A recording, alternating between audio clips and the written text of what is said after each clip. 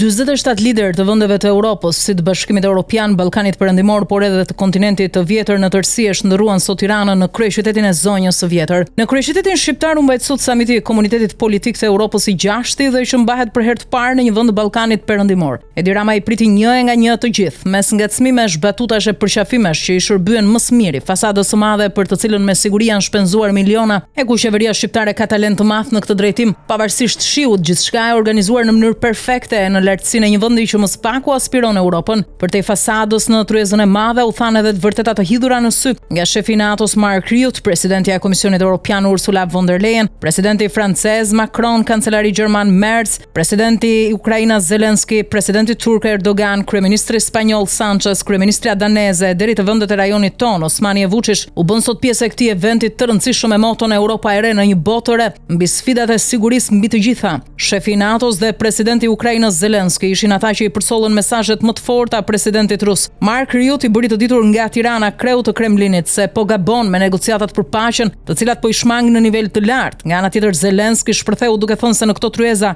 Putin i dërgon ca rus kokbosh dhe asnjë rezultat më shumë se kaq. Por edhe kryeministri britanik Keir Starmer rezervoi një kërcënim direkt për Vladimir Putinin se nëse nuk ulet në tryezën e paqes me Ukrainën do të paguajë një çmim të lartë. Nga ana tjetër, kancelari gjerman Merz e vuri theksin tek lufta ndaj emigracionit paligjshëm me të cilën përballet sot Europa. Por mesazhi më i fortë i kancelarit gjerman sot ishte thirrja e përbashkët të mbajmë amerikanët në anën tonë. Ne duhet bëjmë çdo përpjekje të mundshme që amerikanët të kemi në anën tonë, tha ai. Aleanca me Shtetet e Bashkuara të Amerikës nuk mund të zëvendësohet kurrësi për atë që ata bëjnë për Europën, për paqen e lirinë e saj, theksoi Merz. Ndërkohë, presidenti turk Recep Tayyip Erdogan kërkoi dhënien fund të katastrofës humanitare në Gaza dhe ngriti alarmin se Benjamin Netanyahu po rrezikon të rajonin. Presidenti i Këshillit Evropian Antonio Costa në fjalën e tij theksoi se duhet unitet për paqen në Ukrainë, pasi autoriteti i Bashkimit Evropian është tashmë më në rrezik se kurrë. Nga ana tjetër, kryeministra e Italisë Giorgia Meloni ja tha në sy bashkëeuropianëve të saj se është koha të antarësohet në të Ballkani Perëndimor, pasi kjo sipas saj është në leverdi të vetë Unionit.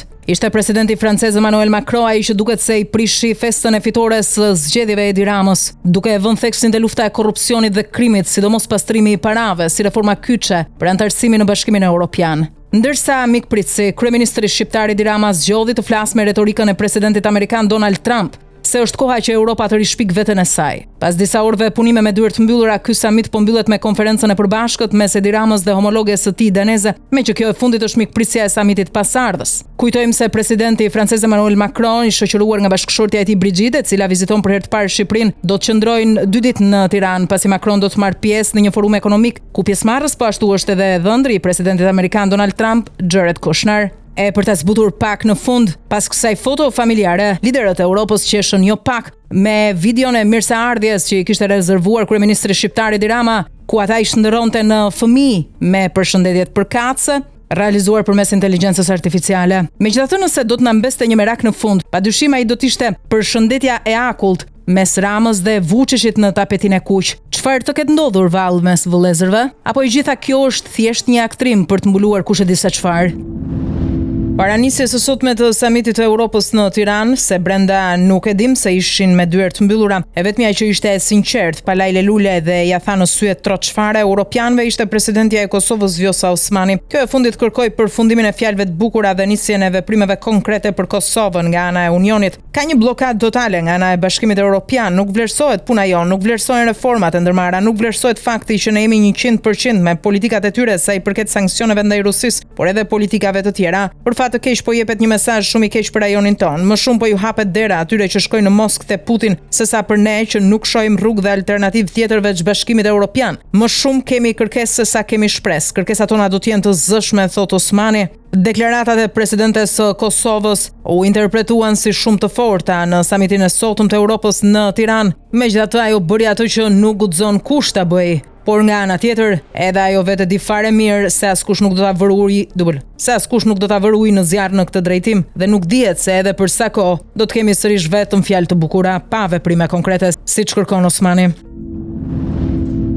Samiti i Europës në Tiranë nuk mund të kalonte pa momente pikante, ku mikpritësi është sebepçiu i tyre. Si fillim po e nisi me ankesat e Ramës për shiun, duke fajsuar britanikët se e sollën sot në Tiranë. Por fotot e Ramës me çadër në dorë, syt nga qielli bën xhiron e rrjetit dhe kryedigitura jon për to është nuk e patronazhon dot zotin Edi Rama. Për të vijuar me skenën prej adoleshenti ose më keq se kaq, kur u ul në gjunjë me duar që i luteshin edhe i përuleshin, priti e përqafoi kryeministren italiane sapo hodhi këmbën në tapetin e kuq të mikpritjes së samitit. Mirpo si gjithmonë sikleti i Melonit ishte i dukshëm edhe sot, por u mundua të ambulonte dhe justifikonte, duke thënë se homologu i saj e bën këtë gest gjithmonë, pasi kërkon që të jetë i gjatë sa ajo, që kjo e fundit të mos vuaj nga gjatësia e tij.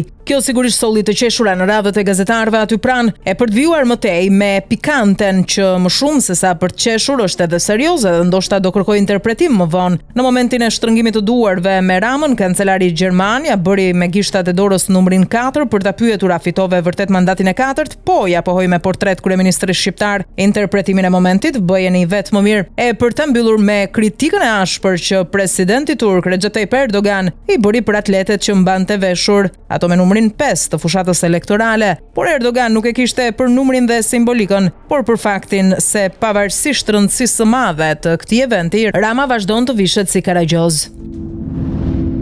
Para takimit të kryeministrit britanik me atë shqiptar në Tiranë një ditë më parë, mediat britanike por jo vetëm flisnin për një marrëveshje mes Keir Starmer dhe Edi Ramës për një projekt Gjadri 2 për të zgjidhur hallin e Britanisë së Madhe me emigracionin e paligjshëm, madje edhe vizita e parë e një kryeministri britanik në Tiranë lidhej pikërisht me këtë fakt sipas tyre. Mirpo kur u pyet në konferencën e përbashkët për shtyp, kryeministri Rama e mohoi një fakt të tillë duke thënë se shumë vende ja kanë kërkuar por nuk pranojnë tjetër përveç Italisë, duke argumentuar me batuta se do respektojnë martesën me Italinë edhe pse kanë dashuri për vende të tjera. Mirpo sot si BBC apo media të tjera britanike ndryshuan lajm duke thënë se shfaqja Rama Starmer ishte bosh. Pasi Shqipëria nuk ka pranuar të bëhet Ruanda e dytë dhe ja ka refuzuar kërkesën britanikëve për strehimin e emigrantëve të paligjshëm, nuk dihet versioni i vërtetë i kësaj historie, megjithatë koha do ta saktësojë nëse Rama ka pranuar apo jo një precedent të dytë të Gjadrit. E me qëra fjalat e ky fundit, kryeministria italiane Giorgia Meloni u pyet sot në samitin e Europës në Tiranë nëse do të kryente sot një vizitë në Gjadër, por tha se nuk ka kohë, teksa shtoi se janë në rrugën e duhur për këtë projekt, edhe pse kanë dështuar totalisht, por kjo është temë e gjatë. Paralel me punimet e samitit e Europës në Tiranë, Partia Demokratike me Sali Berishën sikurse kishin paralajmëruar protestua në bulevardin Zogu i Parë në kryeqytet, sikurse pritej Berisha mblodhi një grusht besnikësh për të shpallur mosnjohjen e zgjedhjeve me pretendimin se Rama i ka vjedhur në bashkëpunim me krimin. Me synimin që kjo protestë dëgjohej nga Europa që ishte sot në Tiranë, Berisha u shpreh sigurt se dosja e vjedhjes së zgjedhjeve do të shkojë në çdo kancelari të botës, njëjtë si Lulzim Basha dikur, edhe Berisha tha sot se betejë sapo ka filluar, por trishtimi është për demokratët e vërtet që e kanë ndjekur në 12 vite opozit që dëshmuan sot dorëzimin duke mos e ndjekur më pas në humbjen e pafund. Detyra e demokratëve, tha sot Berisha, është të dokumentojnë çdo provë krimi zgjedhor, me shpresën se këto zgjedhje nuk do të njihen, me siguri ndërron nga mos reagimi amerikan për momentin, por SBA me siguri po presin përfundimin e procesit të numërimit dhe më pas me shumë korrektësi të ndajnë edhe atë mesazhin e tyre diplomatik siç kanë bërë e gjithë Europa dhe jo vetëm tashmë, pavarësisht faktit se si fitoi Edi Rama dhe Partia Socialiste. Kreu i Partisë Demokratike Sali Berisha për hir të së vërtetës ndodhet në një tjetër situatë shumë të vështirë, por edhe këtë herë ka nga koka. Disa orë përpara protestës, ai ishte në Bruksel, ku mori pjesë në samitin e IDU-s, aty ku denoncoi vjedhjen e zgjedhjeve parlamentare të 11 majit, duke u ankuar se qeveria Rama përdori fondet publike për të blerë vota.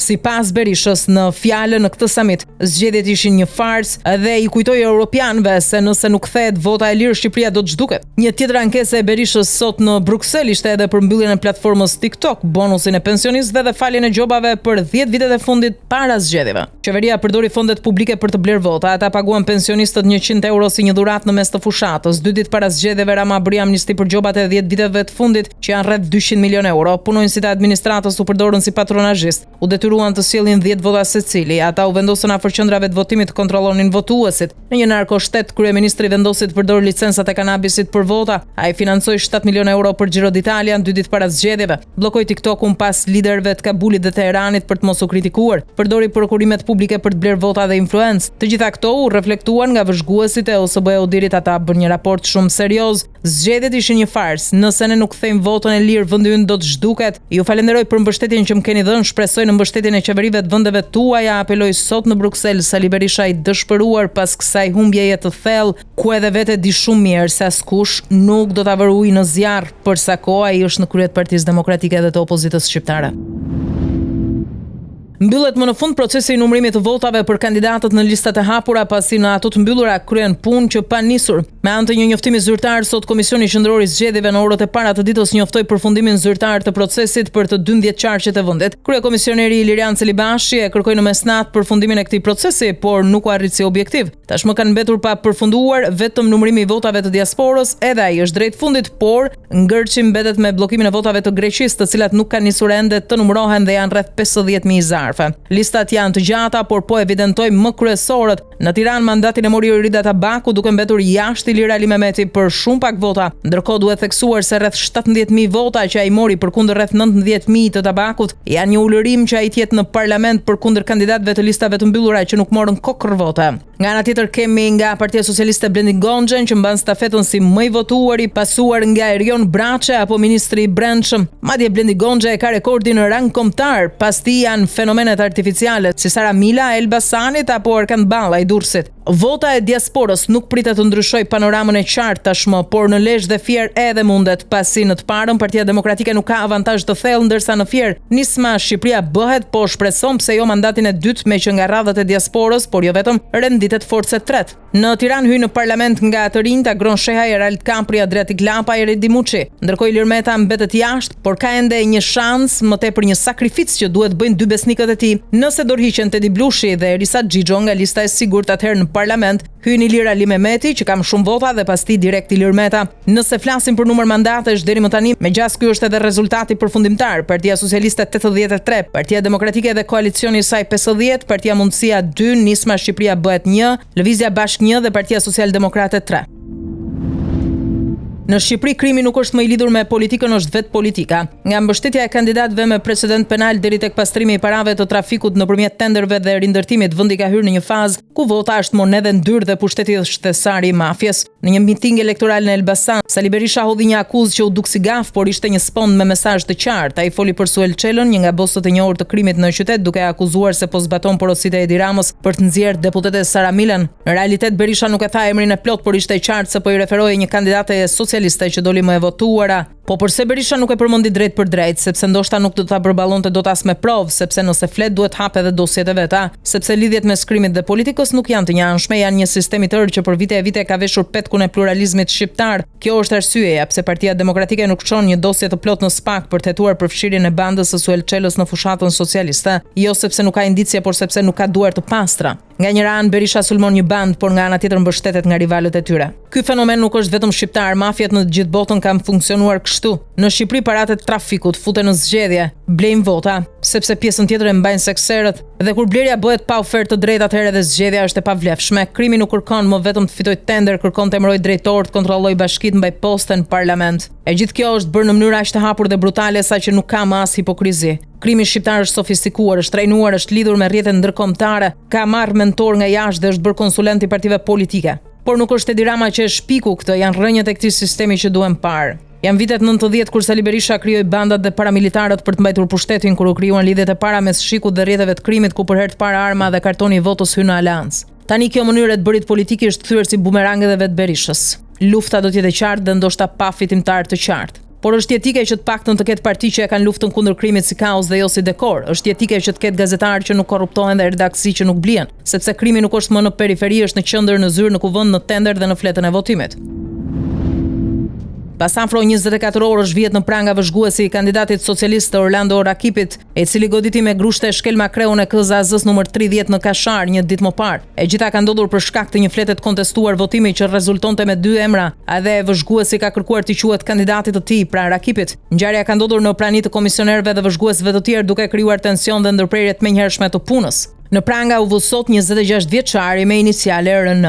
Në sherrë u përfshin 4 persona, megjithatë siç u raportua edhe një ditë më parë, kjo ndodhi për shkak se kandidati socialist Orlando Rakipi po shkonte drejt humbjes së mandatit. Nga ana tjetër, Partia Demokratike ka paralajmëruar se këtë ngjarje e quan krim zgjedhor dhe do bëj kallëzim në SPAK për të.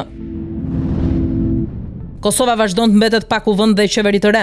Asnjëra e as tjetra nuk janë formuar. 16 tentativa për parlamentin kanë dështuar. Asnjë lajm për qeverinë e re sepse vetëvendosja dhe Albin Kurti nuk kanë me këta formojnë pasi edhe Lidhja Demokratike e Kosovës i refuzoi ftesën, ndërkohë për zgjedhjet e 9 shkurtit në Kosovë doli sot raporti final. Në raportin final të misionit për vëzhgimin e zgjedhjeve nga Bashkimi Evropian thuhet se fushata zgjedhore e zgjedhjeve parlamentare të 9 shkurtit në Kosovë ka qenë dinamike, por e njollosur nga retorika e ashpër dhe gjuha nxitëse. Sipas këtij raporti final, në zonat me shumicë serbe të Kosovës, kushtet sociale mbeten të rënda, duke krijuar hapësirë për Serbinë dhe listën serbe që të ushtrojnë presionet papërshtatshme mbi votuesit. Shefja e misionit, Natali Lozje, thotë se kanë vërejtur politizim të institucioneve kyçe të përfshira në këto zgjedhje. Ajo theksoi se bazuar në vëzhgimet dhe standardet ndërkombëtare, raporti përfundimtar ofron 19 rekomandime për të përmirësuar më tej kuadrin dhe praktikën zgjedhore në Kosovë. Si rekomandim të parë, ajo përmend forcimin e garancive ligjore në lidhje me anëtarësinë dhe sjelljen e zyrtarëve zgjedhor për të siguruar panshmërinë dhe pavarësinë e administratës zgjedhore.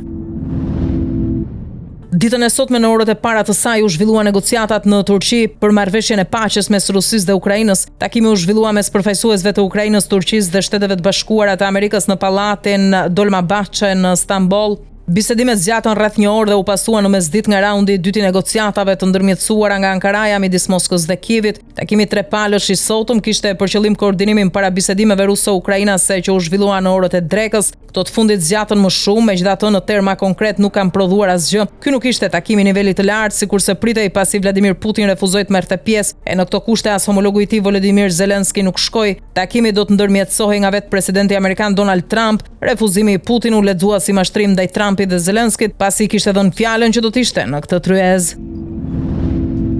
Në Shtetet e Bashkuara të Amerikës rikthehet frika për eliminimin e mundshëm të Donald Trump. Këtë herë ka qenë ish kreu i FBI-s James Comey, i cili ka bërë një postim në rrjetet sociale me një numër të koduar që interpretohet si thirrje për vrasjen e presidentit amerikan. Ai ka formuar në rër me guacka në plazh numrin 8647. 86 do thot vrasje, ekzekutim, heqje qafe, dhunë, ndërsa 47 është presidenti 47 Donald Trump. Menjëherë Comey e ka fshirë këtë postim dhe me një reagim të dytë mohon një mesazh me një domethënie të tillë duke thënë se numrat kanë qenë thjesht rastësi. Shërbimi sekret FBI dhe të gjithë institucionet ligjzbatuese janë vënë në hetim të rastit. Këtë e konfirmon edhe vetë shtëpia e bardhë. James Comey shërbeu si drejtori i FBI-s nga viti 2013 deri në vitin 2017. Ai u shkarkua nga Donald Trump gjatë hetimeve mbi ndërhyrjet ruse në zgjedhjet presidenciale të vitit 2016 në mandatin e parë të presidentit aktual amerikan.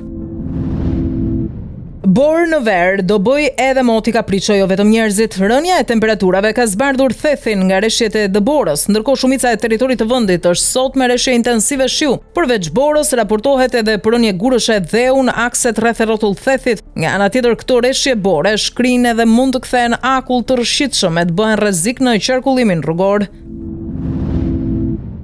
Në Zvicër u mbajt mbrëmjen e djeshme nata e dytë gjysmëfinale e kompeticionit evropian të këngës Eurovision 2025. Mbrëmjen e djeshme u përzgjodhën finalistët e natës së dytë. Mes 16 artistëve që konkuruan janë përzgjedhur Lituania, Izraeli, Armenia, Danimarka, Austria, Luksemburgu, Finlanda, Letonia, Malta dhe Greqia. Gjysmëfinalja e dytë vendosi për 10 këngët e fundit kualifikuese. Kujtojmë se Shqipëria po ashtu me shkodrën elektronike me këngën Zjerm është kualifikuar që në natën e parë gjysmëfinale për në finalen e madhe të 17 majit, aty ku Shqipëria këtë herë më shumë se kurrë ka pritshmëri të larta.